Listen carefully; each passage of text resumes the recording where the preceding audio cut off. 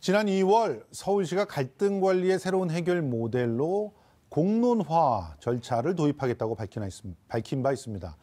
그 첫 번째 의제로 서울의 고질적인 현안이라고 할 수 있는 강남, 강북의 균형 발전 해법이 결정이 됐는데요. 과연 어떤 과정을 거쳐서 앞으로 이 공론화가 진행이 되는지 전문가 두 분 모시고 이야기를 나눠보도록 하겠습니다. 먼저 서울균형발전 공론화 추진단 임승빈 단장님 모셨습니다. 안녕하세요. 네, 안녕하십니까. 예. 다음은 서울연구원의 협지연구센터 정병순 센터장님도 모셨습니다. 안녕하세요. 예, 안녕하세요. 예. 자, 서울시가 갈등 관리를 위해서 공론화라는 그런 과정을 선택을 했습니다. 근데 이 공론화의 의미 좀 짤막하게 좀 얘기를 해주시고 또 추진하게 된 어떤 계기들 좀 설명해 주시죠. 먼저 그 민선 7기 지난 그 지방선거 때 서울시의 그 주민들에게 그 의견을 물어봤더니 서울시에서 가장 커다란 문제점에 대해서 그 불균형에 대한 문제점이 드러났습니다. 그래서 불균형에 관한 관점이 이제 결국 격차 사회 문제인데요. 이런 격차가 전국 단위에서만 발생한 것뿐만 아니라 서울 내에서도 발생하고 이게 서울의 어떤 그 시민 통합으로서 상당한 저해적 요소도 나타나고 이제는 이제 갈등까지 나타났기 때문에 이 문제를 해결하기 위해서는 우리가 2017년도에 신고리 5, 6호기 그 원전 계속해서 할 거냐 아니면은 중단할 거냐에 대해서 공론화를 했지 않습니까? 그때 그 국민이 상당히 그 뭐 합리적이고 또 우리가 까딱하다 보면 뭐 국론이 분열되는 상태까지도 갈 뻔했는데 뭐 직접 민주주의란 공론화 즉 수기 과정을 통해서 상당히 봉합이 됐거든요. 그래서 이러한 게 이제 지방 정부 레벨에서는 처음으로 이제 시도가 됐다는 측면에서는 굉장히 의미가 있고 그다음에 이 부분이 결국은 우리가 이제 가지고 있던 문제들을 내면적으로만 가지고 있다가 나중에 표출할 때는 그 강력한 어떤 시위라든가 또는 항의로 나타나거든요. 자꾸 극단적인 어떤 모습으로 표출되죠. 그러기 가기 전에 진짜 얘기를 한번 해보자. 그리고 서로가 갖고 있는 어떤 한계점도 얘기해보자 하는 그런 수기 과정을 통해서 보다 더 나은 서울의 어떤 통합적인 발전 방안 또는 국가 전체적인 어떤 합리적인 의사결정 방안을 갖다 해보자 하는 데 취지가 있습니다. 이 공론화라고 하는 그런 그 일종의 갈등 해결 모델이 직접 민주주의가 가질 수 있는 한계와 또 대의민주주의가 가지는 한계를 좀 이렇게 좀 극복해 보자는 그래서 수기 민주주의다 뭐 이런 얘기를 갖다 쓰잖아요. 그렇죠.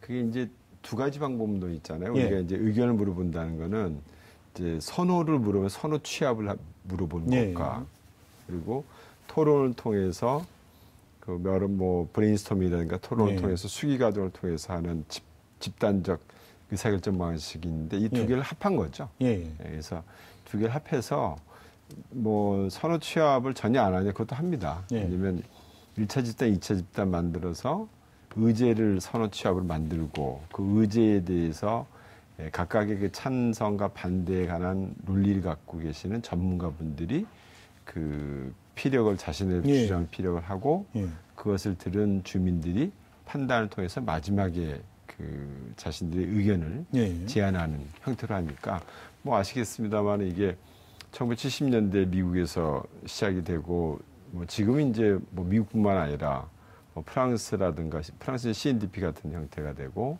뭐 일본이나 스위스, 오스트리아 뭐 상당한 국가들이 그 도입이 되어 있죠. 그래서 뭐 우리나라는 조금 뭐 늦었습니다만은 뭐 지금이라도 한다는 측면에서 상당히 의의가 있다 이렇게 봅니다. 지금 그 첫 의제로 서울 균형 발전 해법이라고 하는 게 선정이 된 거예요. 그런데 이게 이제 일단 그 공론화 과정에 참여하는 시민들이 결정을 한 건가요? 아니면은 실제로는 서울의 여러 가지 현안들을 다양한 경로를 통해서 시민들의 의견을 취합해서 이 의제를 결정한 건가요? 사실은 우리 저기 앞에 계시는 정근순 실장님이 계시는 서울연구원에서 그 2018년도에 서울의 문제가 뭔가에 대해서 서울 시민 의식조사를 했어요. 아, 예.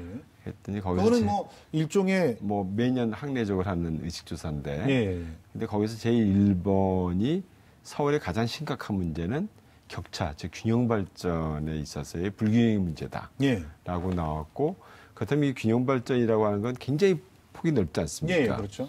뭐 교육에 관한 부분, 문화에 관한 부분, 도로, 교통 많지 예. 않습니까? 그래서 그 안에 균형 발전이라고 하는 거 안에 그 보다 더 세분화된 어떤 정책 아젠다들이 있을까 해서 이제 모인 거죠. 예, 그러니까 제가 알고 싶은 거는 공론화 의제를 선택하는 것은 일종의 그 공론화 과정에 참여하는 갈등을 해결하는 그 시민들이 선택한 게 아니라 그 분들이 선택한 게 아니라 그 전에 이 서울연구원에서 먼저 이제 다양한 시민들의 의견들을 취합해서 내놓은 그런 의제들 중에서 가장 우선적이다라고 선택이 됐다는 그런 얘기시죠?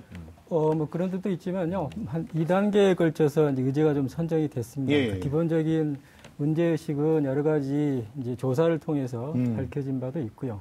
그 다음에 이제 큰 틀에서의 의제를 뭐로 할 거냐에 대해서는 별도 이제 의제선정위원회라는 것이 있어서 그 과정에서 이제 한번 걸러져야죠. 그 다음에 이제 세부적으로 이제 하나의 의제가 정해지더라도 그 안에서 심도 있는 논의가 되기 위해서는 좀 구체적인 의제들을 또 이제 설정해야 되기 때문에 뭐 그런 것들이 이제 의제선정위원회에서 한번 논의가 되고 그 다음에 이제 공론의 틀을 만들어서 추진하는 것은 또 다른 이제 추진단이 만들어져 가지고 진행했다 보시면 되겠습니다. 자, 그러면 이제 서울형 공론화의 과정에 실제로 시민들이 참여하게 돼요. 그렇죠. 근데 이 시민들이 어떻게 결정되느냐에서부터 사실은 갈등의 요소가 있잖아요. 그렇죠. 그런데 얼마나 많은 분들이 어떤 방식으로 이 토론회에 참가하게 되나요? 실질적으로 이제 서울에 25개 자치구가 있지 않습니까? 그렇죠. 25개 자치구의 전체 주민에 대해서 표본 집단 통계, 그러니까 일반적으로 우리가 뭐 대통령 지지라든가 여러 여론조사하는 방법도 있지 않습니까? 그러한 방법론을 통해서 한 1,000명의 온라인의 그 설문 참여단이 있고, 그다음에 각 그 지역 단위별로 약 20명씩의 공론화 과정에서 수기가에 참여하시는 분들도 선정을 또 했습니다. 이분들은 뭐 자기 일을 좀 내팽개치고라도 와서 공부도 해야 되고 토론도 해야 되고 선택도 해야 되고 그런 과정에 참여해야 되는 거죠. 그분들에게는 이제 소정의 그 참가 비용을 지불했고요. 근데 뭐 액수를 들어보면 뭐 하루에 6시간 와서 공부를 하셔야 돼요. 해서 또 교통비 등등 또 따로 지불을 하지 않았거든요. 그런데 450명 가운데 436명이 참여할 정도로 액수 뭐 여기서 밝히긴 그렇습니다만은 뭐 우리가 하루 일용 잡으로 나가서도 못 보는 정도의 아주 적은 액수였습니다. 그러니까 최저임금도 안 낸다고 알고 있습니다. 그 정도로 했음에도 불구하고 그야말로 시민으로서의 어떤 자발성 그리고 이게 문제의 중요성에 대해서 와서 토론을 6시간 또 임해 주시고요. 그래서 그 가운데서 그 나왔던 결론과 온라인 참여자의 결론 부분을 취합을 해서 저희들이 마지막에 그 이번 주 토요일이 됩니다. 사실은. 벌써. 자, 어떻게 결론은 날지는 모르겠습니다만. 지금 현재 그 서울연구원에서는 그 여러 가지 조사를 통해서 이 공론화 과정이 가지고 있는 그 혹시나 우려되는 그런 문제점들에 대해서 미리 짚고 거기에 대한 나름대로의 또 분석들도 내놓은 바가 있다고 들었는데 지금 일단 저는 이 공론화라고 하는 것을 특히나 좀 어르신들이 좀 두려워하시거나 혹은 좀 왜곡되게 생각하시는 부분들이 좀 있거든요. 이번에 근데 뭐 세대별로 다 표본했는데요. 어르신들도 아주 적극적으로 참여하세요. 그러니까요. 지금 그러니까 사실은 뭐랄까 젊은 사람들의 생각이 아직 미성숙돼 있지 않느냐. 그리고 또 특정 지역 사람들이 특정 지역의 이해에 따라서 움직이지 않겠느냐. 그리고 또 지금 보면은 사실 강남과 강북의 균형 발전 얘기를 하지만 강남은 3개구에 좀 집중돼 있잖아요. 그러면 3개구와 다른 22개구의 대결이 되면 무조건 그 3개구가 불리한 게 아니냐 이런 식의 인식들을 갖고 있는데 서울연구원에서는 조사를 해 보시니까 어떤 부분들이 구체적으로 이렇게 문제가 되면 또 그런 것들에 대해서 참여하시는 분들이나 뭐 이런 분들이 어떤 생각을 갖고 계시는지 좀 조사가 된 게 있나요? 그 연구원에서의 조사라기보다는 사실은 이제 이 공론화를 위해서 사전 시민을 대상으로 한 이제 조사가 여러 차례 좀 진행이 됐는데요. 우리 서울시민이 되게 이제 현명하셔서 대체적으로 이제 균형 발전이란 대의에 대해서는 이제 공감을 좀 하시는 편입니다. 그렇죠. 그 정책의 필요성도 이제 공감하셔서 무려 뭐 88%가 넘는 이런 분들이 지역 불균형이 심각하다라고 생각하고 계시고요. 이 문제에 대해서 이제 정부 개입이 적극 필요하다는 것도 뭐 그런 인식도 이제 83.5%인데 그 주목할 점은 강남 3구를 저희가 별도로 조사를 좀 했습니다. 600명 정도. 뭐 이분들도 한 75%는 필요하다, 다 공감한다 이런 이제 압도적인 비율이 나기 때문에 이런 점에 있어서는 우리 뭐 강남 3구 주민들 다 포함해서 우리 서울 시민들이 성숙해 있고 시민들이 성숙해 있고 다들 이 문제에 대해서는 꼭 풀어야 된다라는 데서 이제 공감하고 있다는 것들을 이제 인식을 하고 있는데요. 그 과정에서도 사실은 이제 좀 갈등적 요소가 좀 있긴 있습니다. 그게 뭐냐면 돈이죠. 그렇습니다. 당연히 뭐 균형 발전을 해결하기 위해서는 재원이 필요한 것이고, 그 재원은 어디에선가 와서 이제 다른 물 재분배돼야든지 그런 시스템들인데, 제가 조사를 해보니까 뭐 재건축 초과이익 부담금이라든가 또 개발 부담금, 공공기여금 이게 이제 한 3가지 요소가 상당히 이제 좋은 이제 재원이다라고 이제 보는 것 같습니다. 주민들이 보는데. 이 부분에 대해서는 이제 강남 주민들이 다른 이제 조사에 비해서는 조금 낮게, 반대가 조금 높게 나타나는 이제 그런 경향에서 이런 부분들이 이제 공론 과정에서 상당히 갈등적으로 표출되지 않을까라는 이제 우려는 좀 있었는데 실제 1차 이제 권역별 토론을 해놓고 보니까요. 대체적으로 강남 주민들도, 강남구 주민들도 그 전반적인 문제의식에 대해서 공감을 하고 있고 뭐 그렇게 해서 이제 원만하게 조금 토론이 좀 잘 이루어졌는데요. 뭐 이런 걸 이제 저희가 이제 수기 효과로 통상 불러서 이런 이제 수기 공론 과정들이 차분히 좀 잘 진행이 되게 되면 이번 토요일 날 하게 되는 시민 대토론회 마지막 토론에서는 좀 의미 있는 결론이 좀 도출되지 않을까 생각하고 있습니다. 이 부분은 좀 우리가 그래프를 다시 한번 보면서 설명을 좀 해드릴 필요가 있을 것 같아서 자. 그 추상적으로 얘기를 좀 해주셔가지고 우선 균형발전 특별 재원 중에 가장 유용한 재원이 어떤 것이겠냐라는 질문이 이게 이제 일정한 수기 과정 중에 나온 통계라는 거죠? 지금 저 통계가? 이건 이제 수기 과정에서도 조금 그런 그 양상이 나타났는데 그 전에 수기가 이루어지기 전에 사전 조사를 했을 때도 일반 시민 이제 전반을 대상으로 했던 조사이고. 근데 더 놀라워요, 그것도. 그 안에 이제 한 600명의 강남구 주민을 별도로 조사했는데. 이런 이제 결과가 나왔다는 것은 저희도 사실 이제 결과를 보고서 놀라웠습니다. 지금 보세요. 재건축 초과이익 환수 부담금이라면 강남 3구가 다 내는 돈이에요, 사실. 그렇죠. 그렇습니다. 현실적으로.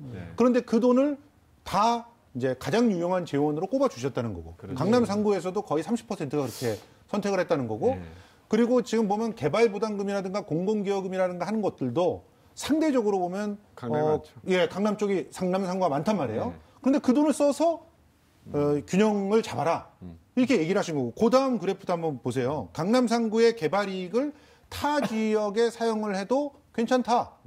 그렇게 62.5%가 동의를 하고 있다는 사실이에요. 물론 이제 여기 이제 해석의 문제가 조금 있긴 있습니다. 그러니까 이제 다른 조사 결과에 비교했을 때, 뭐 전체적으로 보면 강남 3구도 이런 이제 개발 이익을 다른 지역에 활용한다는 것에 대해서는 대체적으로 동의하는 부분이 있는데, 다른 조사 좀 비교해보면 그래도 반대가 상대 조금 높게 나타나기 때문에 이런 부분들은 공론 과정에서도 조금은 논쟁이 좀 되지 않을까라는 이제 우리가 이번에 저 부분에 대해서 13일 날 그 수기 과정 거치신 분들에 대해서 이제 묻게 돼 있어요. 대토론회를 하시는 거죠. 어떻게 대화할지 이제 궁금하긴 한데요. 근데 이제 저는 그 조금 저 표를 조금 더 한 면 더 이면적으로 해석을 한다면 그 강남구에 사시는 주민의 36.4%만이 자가 비율이거든요.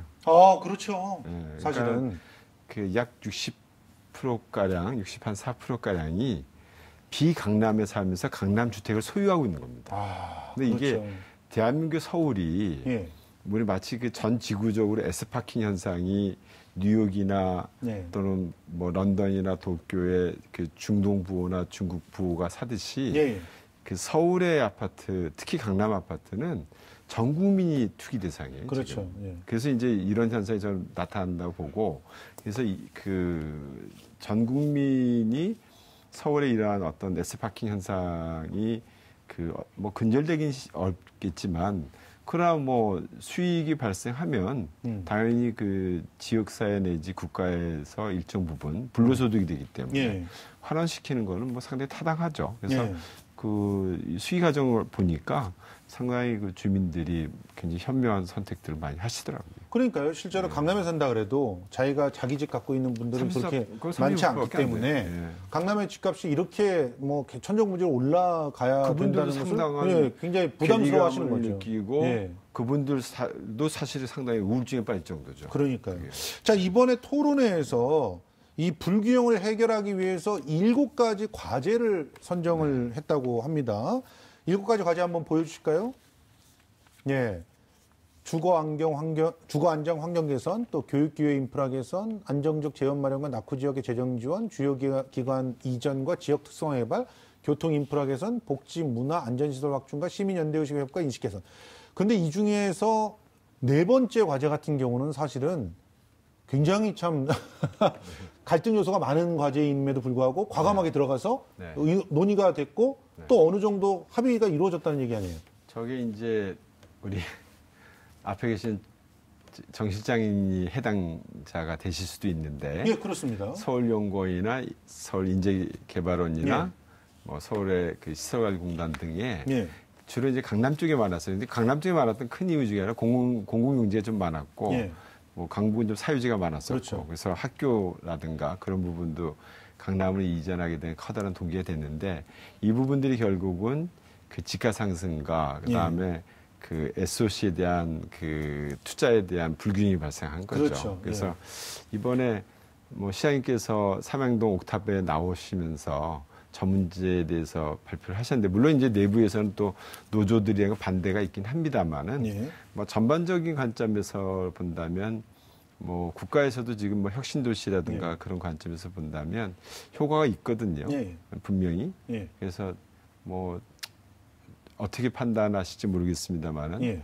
상당히 높은 점수를 받고 있지 않나 이렇게 봅니다. 어떻게 뭐 직접 본인에게 해당되는 얘기란 말이에요. 예, 뭐 이제 그 과정에 대해서는 조금 더 그 심도 있는 논의를 더 해야 된다고 보긴 하는데, 예.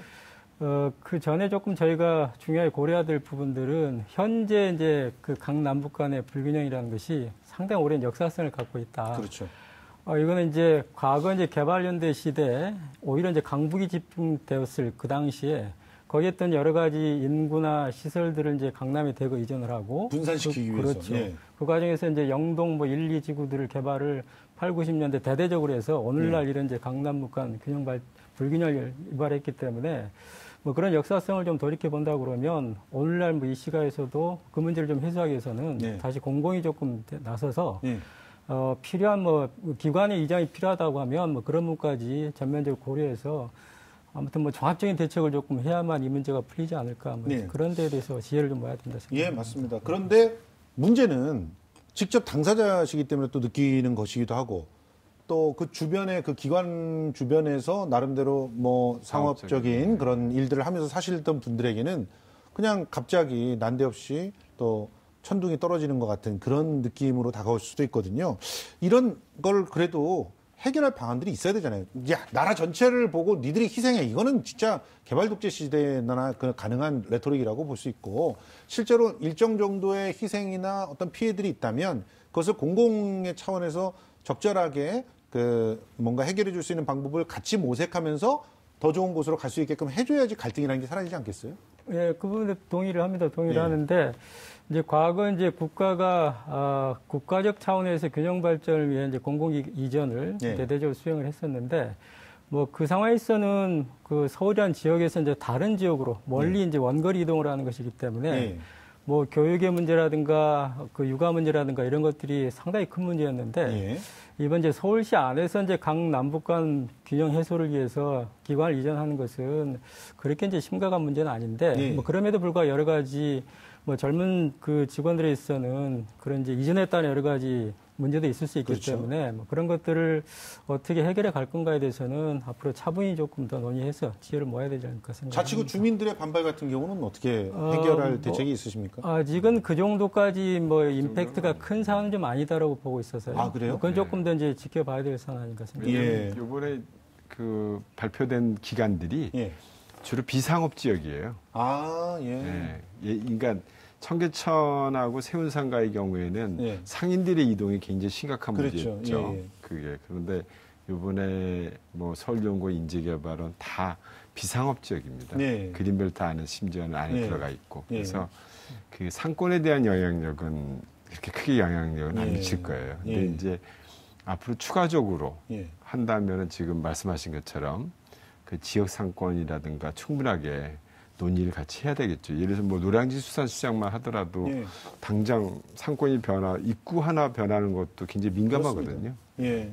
아니 그리고 또 뭐 예를 들어 인재개발원 같은 경우도 제가 알지만 그 주변에 사실은 또 나름대로 임대 사업을 하시는 분이라든가 이런 사람들은 또 다 그런 얘기를 할 수가 있고 그렇죠. 그렇기 때문에 어떤 다른 인프라들을 만들 수 있는 당연히 그런 대안들을 함께 제시를 하면서 아주 좋은 자리라서 아마 들어올 겁니다. 들어오고 싶어하는 것도 굉장히 저희가 사실은 이제 공공기관 이전을 적극적으로 고려하는 것은 비전을 통해서 경제적 일자리 같은 거나 경제 효과를 이제 우리가 창출하기 위한 그런 목적인데 이번에 서울시 균형발전청에서 공공기 이전은 오히려 이제 그런 효과보다는 가까이 시설들이나 기관들이 갖고 있는 상징성이랄까요? 그걸 통해서 하나 이제 그 지역의 이제 거점으로 발돋움할 수 있는 그런 효과가 좀 더 크다. 뭐 그런 차원에서 우리가 좀 바라봐야 된다는 생각을 합니다. 알겠습니다. 어쨌든 새롭게 기관이 이전되는 그런 자치구 주민들은 그렇죠. 그런 상징성까지 획득하기 때문에 참 좋아하시겠지만 그 기관이 떠난다라고 했을 때 생길 수 있는 반반들에 대해서는 조금 더 구체적인 고민들을 좀 우리 공론화 과정에서도 또 그런 문제 제기들을 또 하실 거라고 생각을 하고요. 그리고 이 13일 날 이제 우리가 해본 것들의 어떤 일정한 결과들이 나올 텐데 지금 첫 번째 그 성과들이 확실히 검증되지 않은 상태에서 이런 얘기를 벌써 한다는 게 좀 우습긴 하지만 그래도 이 뿌리 내리기 위해서 어떤 노력들을 갖다 좀 해야 될지 그리고 또 참고할 만한 사례는 있는지 이런 것들이 좀 궁금해요. 뭐 우리가 이제 이번에 좀 처음 해봤다고 하는 뭐 얘기지만 사실은 그 작은 단위에서는 우리 마을 기획이라든가 주민 참여 예산이라든가 많이들 해봤습니다, 사실은.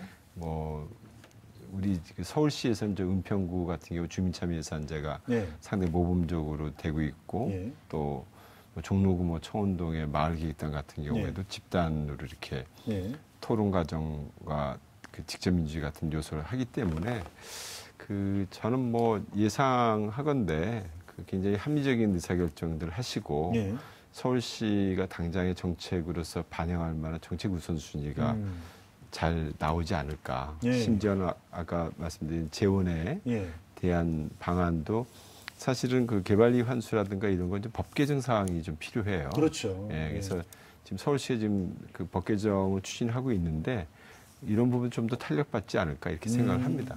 어떻게 참고할 만한 사례들 있습니까?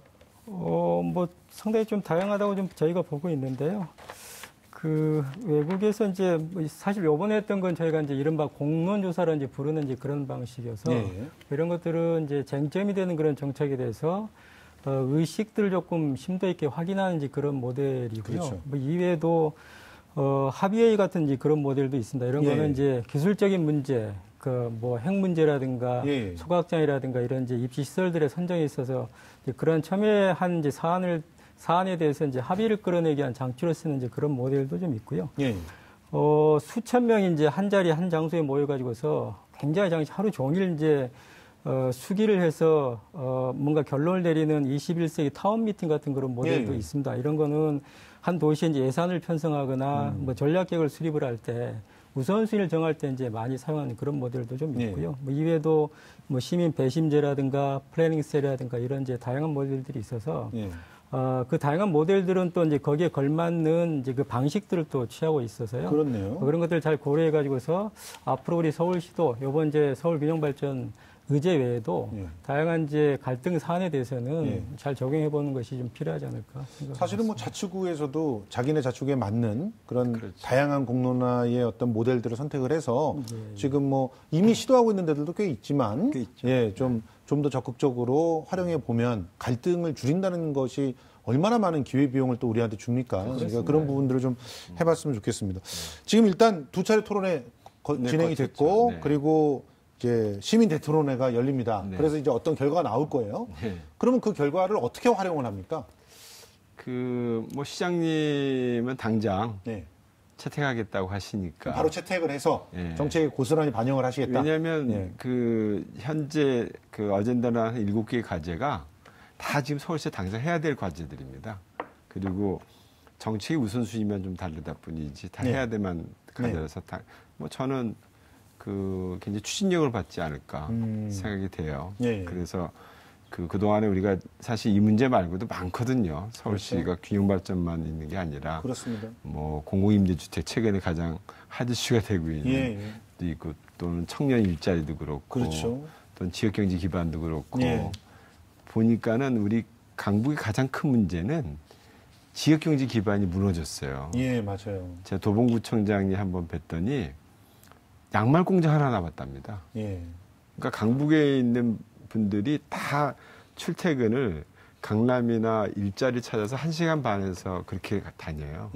그러니까 그야말로 베드타운이 자꾸 되니까. 그렇죠. 그분들도 굉장히 힘들고 지역 경제도 건전하게 살아나지 못하고 교통난도 심화되고 그다음에 더 많은 또 SOC를 해야만 되고. 그렇죠. 그래서 그런 걸 본다면 역시 앞으로 이제 과제가 지역 경제를 기반으로 한 뭐 균형 발전 굉장히 중요하죠. 알겠습니다. 자, 그러면 앞으로 그 한국형 수기 민주주의를 위해서 꼭 필요한 거, 이거를 짧게 좀 두 분께서 좀 정리를 해주시죠. 저는 그 이번이 시험적인 게 아니라 보다 더 넓은 범위 내에서 좀 공론화가 좀 활성화됐으면 합니다. 특히 이제 그 가장 큰 핵심이 제가 보기엔 공공임대주택의 방법론과 확대인데요. 이 부분에 대해서도 서울 시민의 집단지성과 서울 시민의 좀 합의된 의견이 좀 있어야 된다 이렇게 생각합니다. 저는 뭐 짧게 한 3가지 정도를 말씀드리고 싶은데요. 우선은 이제 공론화에 대한 기능이나 역할 이런 걸 좀 제대로 정립하는 것이 중요하다 이 부분인데 이게 이제 자칫하게 되면 뭔가 책임 있는 결정을 해야 될 사안에 대해서 그걸 전가하거나 회피하는 수단을 사용한다든가 그렇게 되면 안 될 것 같고요. 그렇죠. 이거는 이제 행정 주체가 책임 있는 결정을 내리기 위해서 필요한 시민들의 실질적인 의식이나 태도, 가치들을 조금 확인하기 위한 증거 자료로서 활용을 하고 그걸 토대로 해서 이제 결정하는 것은 행정주체이기 때문에 그렇겠죠. 이 기능의 역할에 대해서 아까 정립하는 것이 가장 좀 중요하다고 보고요. 두 번째는 이제 실효성 있게 이제 공론화를 추진하는 그 모델을 좀 계속 개발하고 구축하는 것이 중요하다 보는데 자칫하게 되면 이게 이제 계속 이제 적용이 되면서 형식화, 뭐 기계화될 수 있는 그런 가능성도 없지 않아 보입니다. 그렇죠. 그냥 의뢰하듯이 그냥 하고 뭐 결정 나면 그냥 근데 가고. 이제 이 공론화라는 것은 그 의제에 따라서 이 적용해야 될 모델들이 상당히 좀 다를 수 있기 때문에 거기에 이제 걸맞는 공론의 모델들, 그러니까 실제 뭐 공론의 규모라든가 결정의 규칙이라든가 운영체계라 이런 것들은 또 실무에 들어가 보면 꽤 많은 것들이 좀 필요한 부분이기 때문에 뭐 그런 이제 모델을 좀 잘 개발해 나가는 것도 좀 중요하다 보고요. 마지막으로는 사전 사후적인 제도적 인프라를 잘 구축하는 것도 중요하다 보는데 결국 사람이 문제이기 때문에 사람이 적극 참여할 수 있도록 하기 위해서는 주체를 조금 조직하는 부분도 있고 그 전문가들이 굉장히 중요한 게 좀 그 강조하는 부분이 하나가 있는데요. 이 공론화가 그냥 오프라인을 통해서 진행되기보다는 그 과정을 방송 그 매체들하고 좀 잘 협조 체계를 구축해서 일련의 과정들을 모든 사람들이 볼 수 있도록 하게 되면 굉장한 임팩트를 줄 수 있다 그래서 이런 이제 여러 가지 인프라를 좀 잘 갖춰 나가는 것도 앞으로 굉장히 중요한 숙제가 되지 않을까 싶습니다. 그렇네요. 저희 교통방송에 같이 연계를 해서 할 수 있는 일들이 굉장히 많을 거다 이런 생각이 듭니다. 네, 지금까지 서울 균형발전 공론화 추진단 임승빈 단장님 그리고 서울연구원 협치연구센터 정병순 센터장님 모시고 서울시 공론화 첫 번째 의제 강남과 강북의 균형 발전을 위한 해법의 추진 과정 짚어봤습니다. 오늘 두 분 고맙습니다. 네, 고맙습니다.